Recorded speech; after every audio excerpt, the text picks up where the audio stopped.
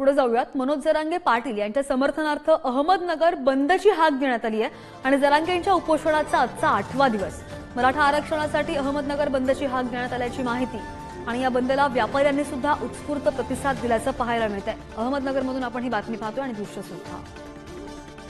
अंतरवाली सलाटी या ठिकाणी मनोज जरांगे पाटील यांचे मराठा समाजाच्या आरक्षणासाठी पुन्हा एकदा आंदोलन सुरू आहे आणि या आंदोलनाला पाठिंबा देण्यासाठी अहमदनगर जिल्ह्यातील कर्जत येथे आज सकल मराठा समाज यांच्या वतीने बंदची हाक देण्यात आली आहे।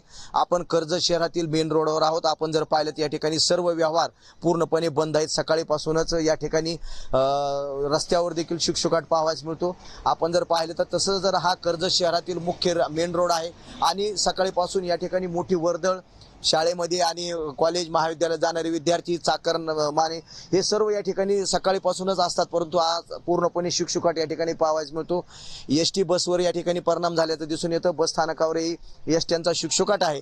मनोज जरांगे पाटील यांनी सगळ्या सोयऱ्यांना या ठिकाणी लागू करावं, सरसकट आरक्षण देण्यात यावं, याचप्रमाणे मराठा आंदोलकांवरील गुन्हे मागे घेण्यात यावे यासह विविध मागण्यांसाठी आंदोलन सुरू केलंय ना। आज सकल मराठा समाज यांच्या वतीनं कर्जतमध्ये कडकडीत बंद पाळण्यात आलेला आहे। याशिवाय आपण जर पाहिलं तर या 10:30 वाजता सकल मराठा समाजाचे सर्व कार्यकर्ते एकत्र येऊन मोर्चा देखील काढणार आहेत आणि अशा पद्धतीने कर्जत शहरातील हे दृश्य आहेत।